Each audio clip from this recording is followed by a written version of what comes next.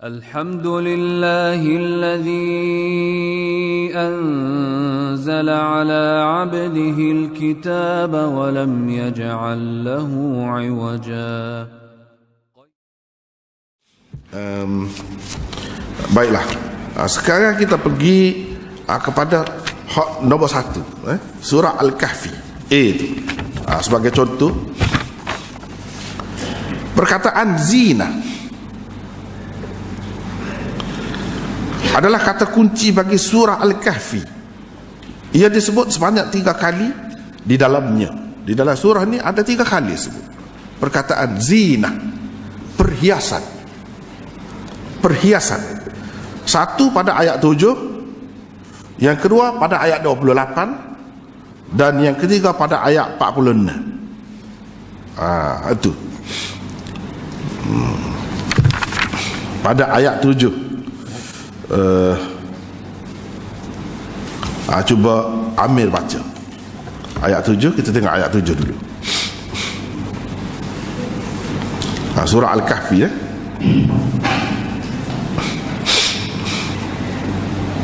Inna ja'alnaha 'alal ardi zinatan laha linabluwahum ayyuhum ahsanu 'amala. Baca terjemah. Sesungguhnya kami telah menjadikan apa yang ada di bumi sebagai perhiasan baginya, untuk kami menguji mereka siapakah di antaranya yang terbaik perbuatannya. Cuba baca pula 28, ayat 28 surah ni. واصبر نفسك مع الذين يدعون ربهم بالغداة والعشي يريدون وجهه ولا تعد عيناك عنهم تريد زينة الحياة الدنيا ولا تطع من أغفلنا قلبه عن ذكرنا واتبع هواه وكان أمره فرطا. Dan bersabarlah engkau wahai Muhammad bersama orang yang menyuruhkannya pada pagi dan senja hari dengan mengharap keredaannya, dan janganlah kedua matamu berpaling dari mereka kerana mengharapkan perhiasan kehidupan dunia, dan janganlah engkau mengikuti orang yang hati yang telah kami lalaikan dari mengingat kami serta menuruti keinginannya dan keadaan yang sudah melewati batas. Kemudian pergi kepada 46, ayat 46. المال والبنون زينة الحياة الدنيا والباقيات الصالحات خير عند ربك ثوابا وخير أملا. Harta dan anak-anak adalah perhiasan kehidupan dunia, tetapi amalan kebajikan yang terus-menerus adalah lebih baik pahalanya di sisi Tuhanmu serta lebih baik untuk menjadi harapan. Jadi kalau kita perhati, ni salah satu kata kunci di dalam surah ni, iaitu perkataan zina, perhiasan. Satunya di dalam ayat nombor 7.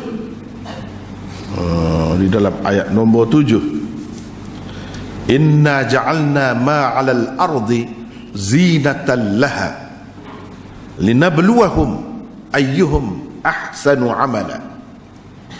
Sesungguhnya kami jadikan apa-apa yang ada di atas bumi ini sebagai perhiasan kepadanya, untuk kamu uji mereka, yakni manusia, siapakah antara mereka yang terbaik amalannya.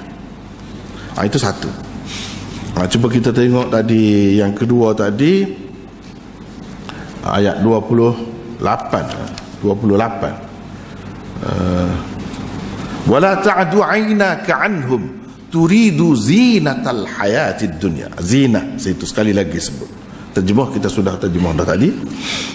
Dan ayat 46, al-mal wal banuna zinatul hayatid dunya, perhiasan kehidupan dunia. Itu satu kata kunci dia. Yang kedua, al-hayatud dunya, kehidupan dunia. Di sini saat ni ada dalam ayat ni juga. Zinatul hayatid dunia, kehidupan dunia. Kemudiannya 28 ayat 28, wala ta'du 'ainaka 'anhum turidu zinatal hayatid dunya. Jadi zinah tu bersama dengan al hayatid dunya juga.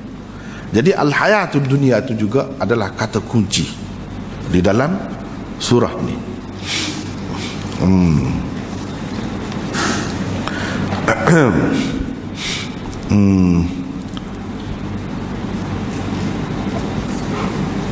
Lepas tu kalau kita tengok satu lagi di dalam ayat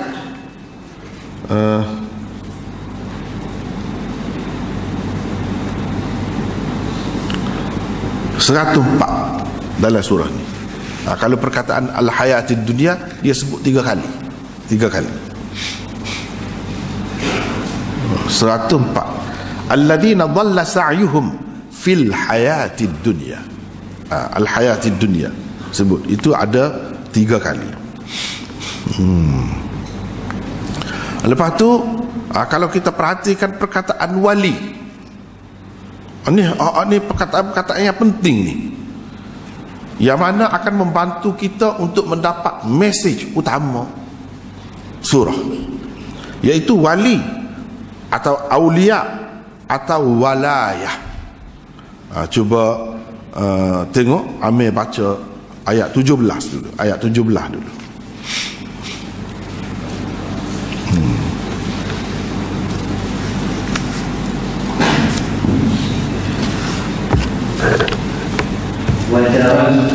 وترى الشمس إذا طلعت تزاور عن كهفهم ذات اليمين وإذا غربت تقرضهم ذات الشمال وهم في فجوة منه ذلك من آيات الله من يهد الله فهو المهتد ومن يضلل فلن تجد له وليا مرشدا. Dan engkau akan melihat matahari ketika terbit condong dari gua mereka ke sebelah kanan, dan apabila matahari itu terbenam menjauhi mereka ke sebelah kiri, sedang mereka berada dalam keadaan dalam tempat yang luas di dalam gua itu. Itulah sebahagian dari tanda-tanda kebesaran Allah. Barang siapa diberi petunjuk oleh Allah, maka dialah yang mendapat petunjuk. Dan barang siapa disesatkannya, maka engkau tidak akan mendapatkan seseorang benar yang dapat memberi petunjuk kepadanya. Jadi wali situ sudah ada, waliyan mursyida, penolong, pelindung, pembantu, pembela. Itu satu. Seterusnya ayat 26. Amin. Ayat 26. Situ pun ada juga. Jadi benda-benda ni tidak ada saja. Itulah kadang-kadang orang yang baca tu kadang-kadang dia belajar tafsir jangan kira banyak lah, tapi kita tak tahu benda-benda ni. Situ benda jadi kerugian.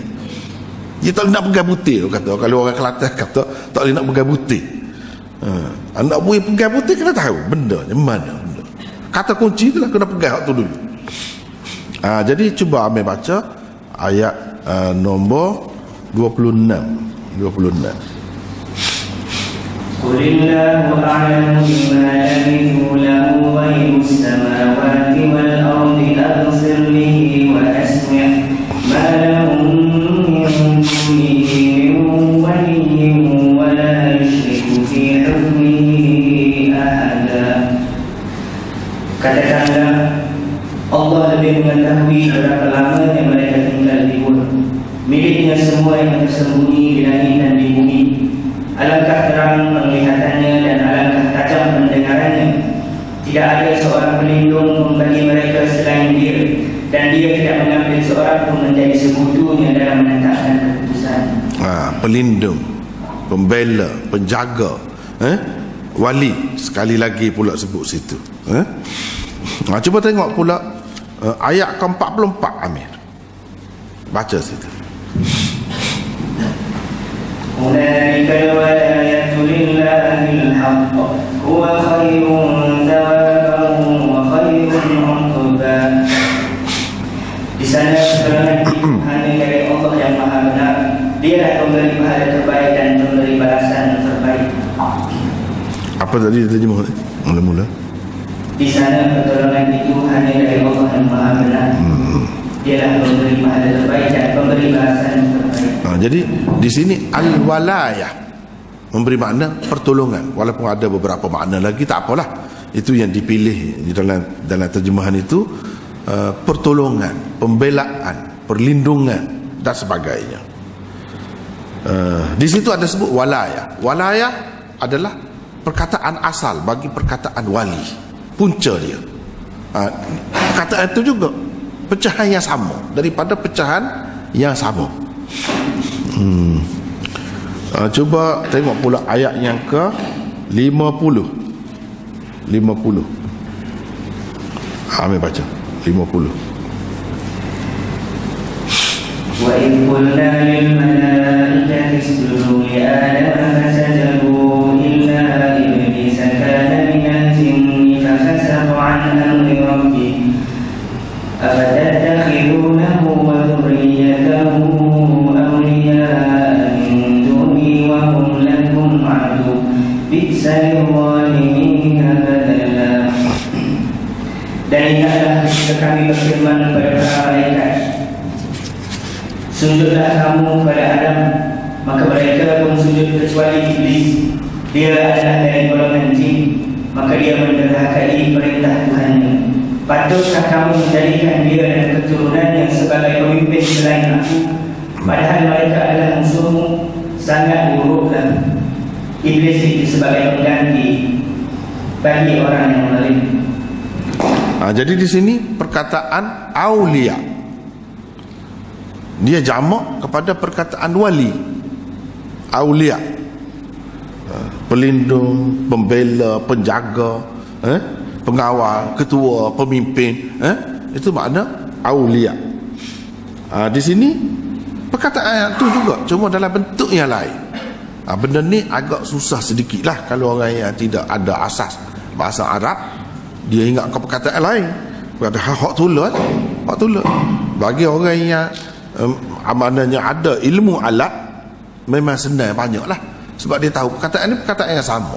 Hunalikal walayatu lillah. Al-walayah tu wali, hak tulah lah asalnya, benda sama. Aulia daripada perkataan tu juga, cuma dia dalam bentuk jamak. Aulia, di sini disebut aulia. 5 dah. Dan yang keenam, cuba tengok ayat 102 dan baca ambil 102.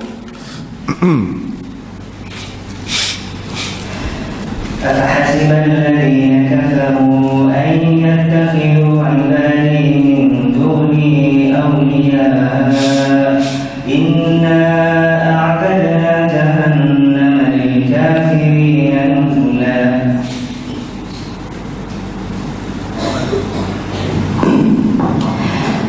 Maka apakah orang kafir menyangka bahawa mereka dapat mengambil hamba-hambaku menjadi penolong selain aku? Sungguh kami telah menyediakan neraka Jahannam sebagai tempat tinggal bagi orang-orang kafir. Jadi sekali lagi ada perkataan aulia di situ. Ia daripada perkataan wali, jamak bagi wali.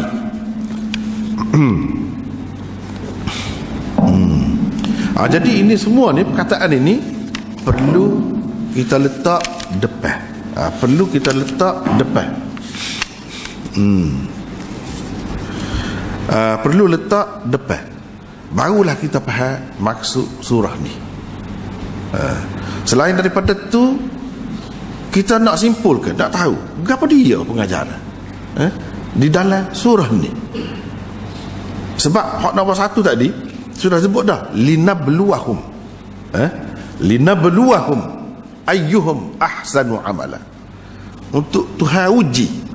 Jadi comel dunia ni Tuhan buat, comel Tuhan hiaskan dunia ni, atas muka bumi ni suka. Kalau kita perhatikan, suka Dengan kalau kita nak gambarkan dengan bahasa tu, macam-macam lah orang boleh gambarkan lah. Yang kita tengok dalam bahasa sastra misalnya, macam mana dia gambarkan tentang laut, pantai, macam mana dia gambarkan tentang gunung ganang, bukit, macam mana dia gambarkan tentang salji, macam mana dia gambarkan musim bunga. Pelukis pula mari, dia lukis semua tu, kita tengok. Hak ambil gambar, pandai ambil gambar tu kan, dia pergi pukul gambar semua tadi, bagi gambar semua menarik.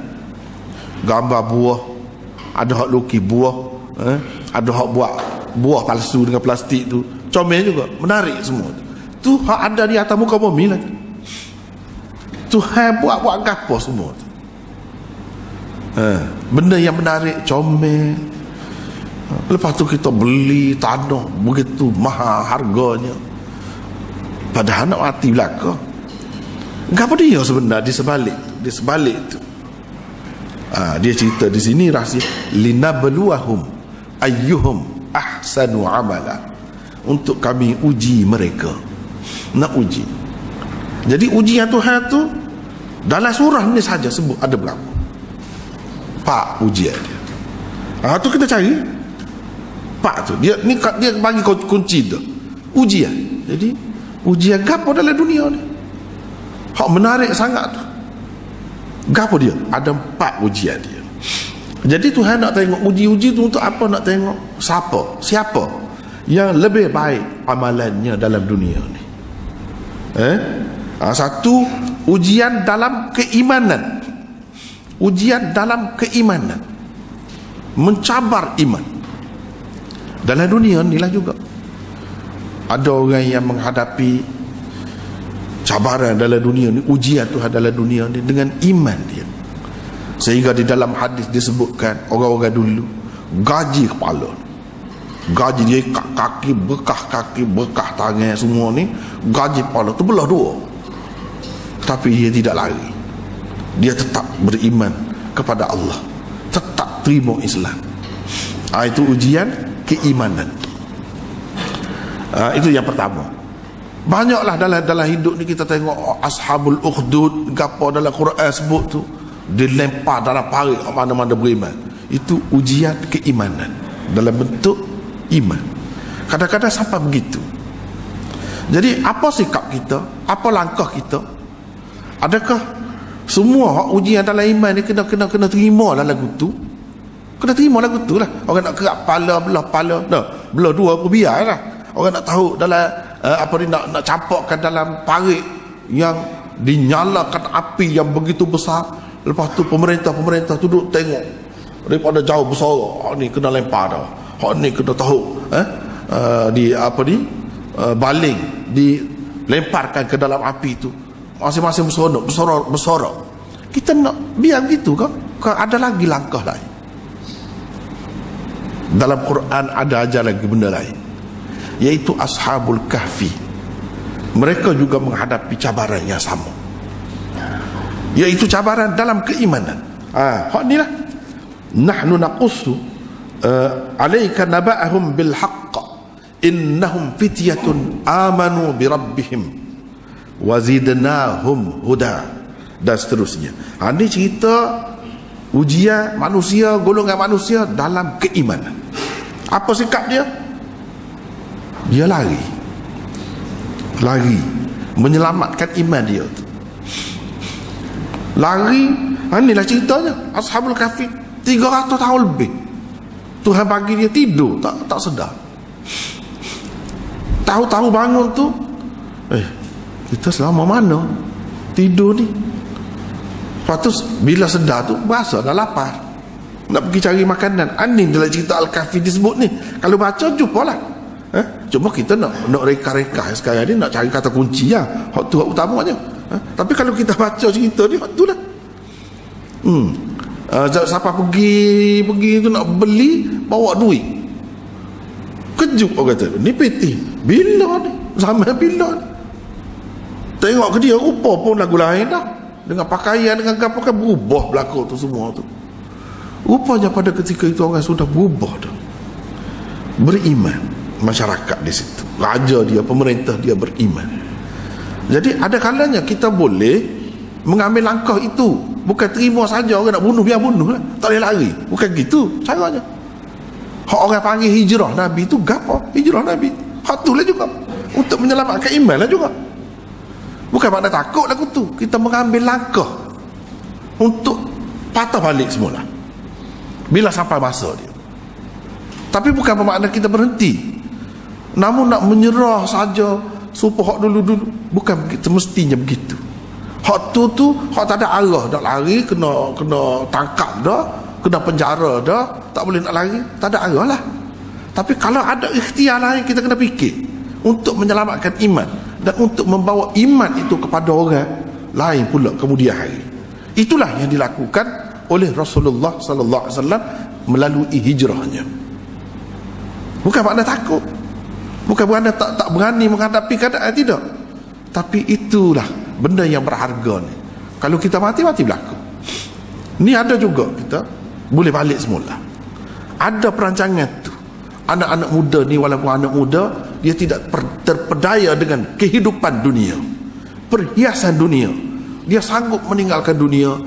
Padahal kalau dia turut seperti orang ramai, tak ada gangguan, tak ada ancaman apa. Tapi dia faham akidahnya suatu benda yang besar.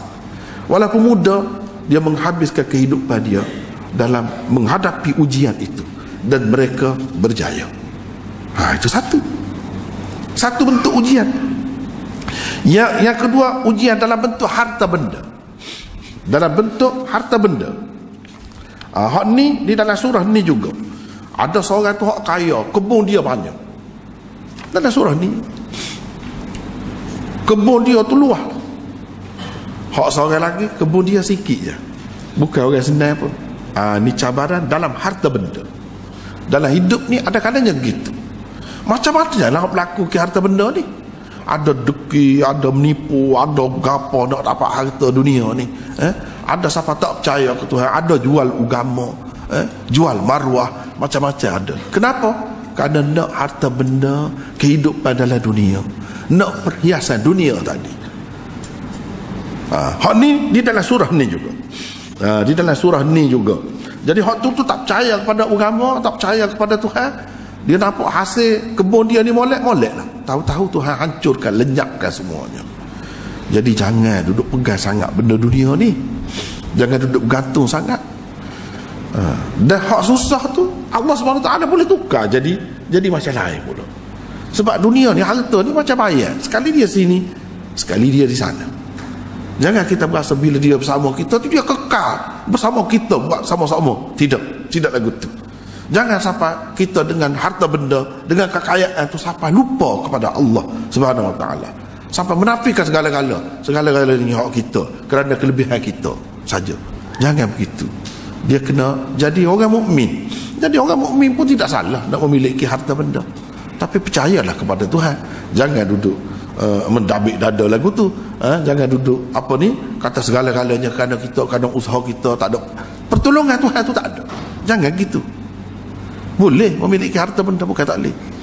Itu yang kedua. Cabaran yang ketiga ialah cabaran ilmu.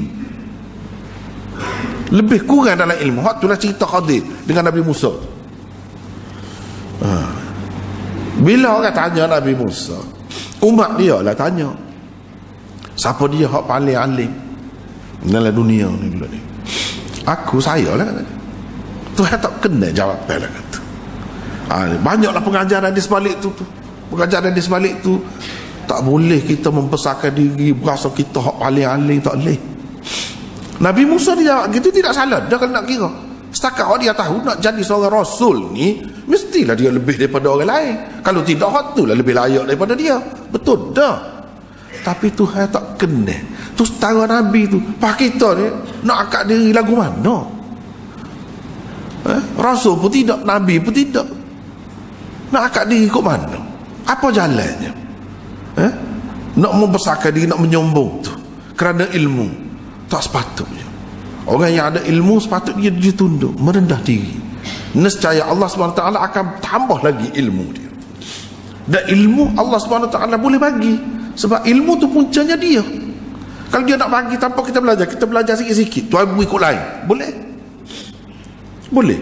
Jadi Tuhan pun nak ajar dia ni, ada satu orang mu pergi jemput dalam surah ni je. Itu ujian ahli ilmu. Kadang-kadang dia jadi sombong, kadang-kadang dengan ilmu dia tu dia boleh buat macam-macam. Jadi fitnah berlaku dalam masyarakat dengan sebab ilmu lah. Kalau tak kena gaya, jadi ujian dalam ilmu, tak kira lah ke mana-mana, macam-macam. Kadang ilmu orang boleh jual agama juga. Kadang ilmu orang tu dapat jadi bahagia kalau dia bawa ilmu dia tu molek. Kerana ilmu dia jadi sombong. Kerana ilmu ia dimusuhi, mungkin dimusuhi, dibenci. Kerana ilmu didengki, boleh jadi macam ujian belakang tu. Itulah orang panggil ujian orang ilmu, ahli ilmu. Dalam ni juga ada. Sebab kita jumpa ada kata kunci. Kata kuncinya ujian. Ujian tu adalah kehidupan dunia. Semua tu kalau dapat ilmu kan, dapat kedudukan yang tinggi, dapat gaji yang besar, dapat penghormatan orang. Ujian belaka tu. Bila orang hormat, lepas tu kita nak lagu mana? Ujian. Kadang-kadang orang hormat kepada ahli ilmu ni mari sujud kaki. Kita nak biar kau? Nak elakkan benda lagu tu? Suka kau? Buat gitu? Jangan. Bukan lagu tu caranya. Tu ujian, macam-macam ujian. Hak berkait dengan ilmu. Di situ ada isyarat di dalam surah ni. Dan yang keempat, iaitu ujian kuasa, pemerintahan. Itulah cerita Zulkarnain. Nak rayaknya kalau jadi pemerintah, jadi penguasa, jadi kerajaan lah, jadi pemimpin negara, ketua negara, jadilah seperti Zulkarnain. Tengok, walaupun Tuhan beri dunia bawah tangan dia menguasai dunia, tapi dia tidak sombong. Dia tetap taat kepada Allah SWT. Apa kerja dia? Macam-macam molek dalam surah ni. Dia membantu orang ramai, dia mencekak orang ramai daripada serbuan dan gangguan orang-orang yang zalim, pengacau, perosak. Dia buat benteng kalau perlu buat benteng, dan dia tidak minta duit, tidak kenakan cukai teruk-teruk kepada orang, tidak. Dia bekerja sama dengan rakyat dia. Itu cara dia. Jadilah pemimpin yang soleh, yang beragama macam tu. Itu maknanya bila kita jumpa kunci tadi senang. Kait. Semua jumpa selalu. Hak ada di sebalik dalam surah ni ada berlakon. Hak tu benda besar tu, 4 perkara tu.